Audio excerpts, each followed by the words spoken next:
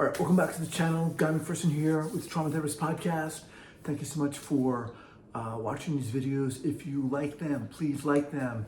If you want to subscribe, please subscribe. It helps this information get out into the world. You know, there's this amazing saying that I've heard, and I love it. It's called, "It's not what you know, but who you are." And I, for the longest time, thought it was the reverse. I always thought it was, how much you know. I grew up thinking I wasn't that smart. And as a result, I felt I needed to, I tried to consume as much information and knowledge as I could with the hopes of feeling smarter or being smarter.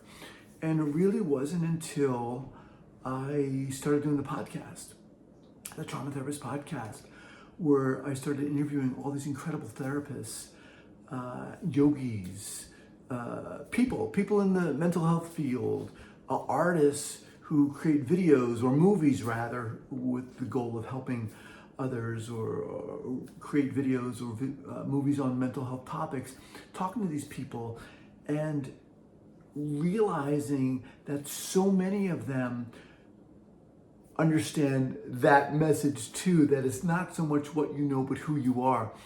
I had this question that I would always ask a lot of my guests, which was, if you could share, can you share an important clinical error you made and what you learned from that? And of course, there were some people who were like, well, I don't make any mistakes. And I'm like, Jesus, come on. We all make mistakes. Or share an issue you had, a problem you had, whatever it was, and what you learned from it. And so many people, I began to hear a lot of these very experienced therapists talk about, mistakes they made or errors they made. And 99.9% of the time, it involved them not being themselves. Thinking that they had to put on an act or an air, or they had to wear this crown of a therapist, and no, that's another thing. They had to know the answer. And that's a very different, when you feel like you have to know the answer, that's a very different air or presence you have when realizing that you don't know everything. So I would listen to all these incredible therapists say this, and many of them shared that it was this kind of mistake or error, or their inability to just be themselves in that moment with their client, that caused a rupture in the relationship. And that also created an opportunity for repair, right?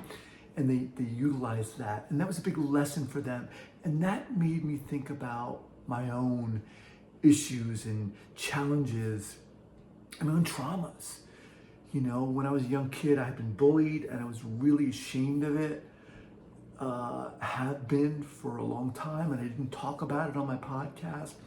And slowly, this experience of talking to all these incredible guests allowed me to look at that shame, look at that experience, and begin to talk about it. And here I am now talking about it.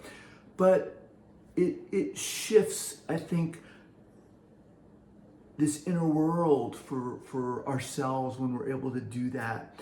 And it allows us to honor the place of not knowing, the importance of not knowing. Of course, we don't know everything. And I think for therapists in particular,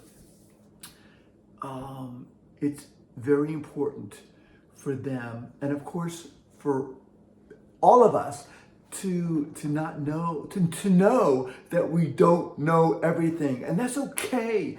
When we come to a situation, when therapists come to a situation where they don't know, it opens up a discussion, it opens up questions, it opens up a world of an incredible relationship, the possibility for an incredible relationship.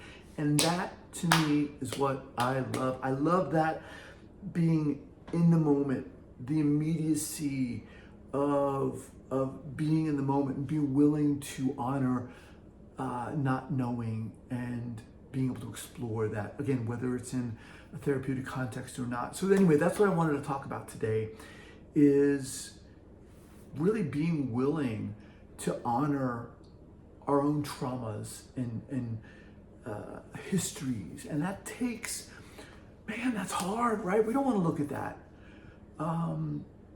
But I challenge you to do that. Let me know in the comments what you would love to work on, what you feel you need to work on within yourself to open up your world of relationships and healing. Have an awesome day.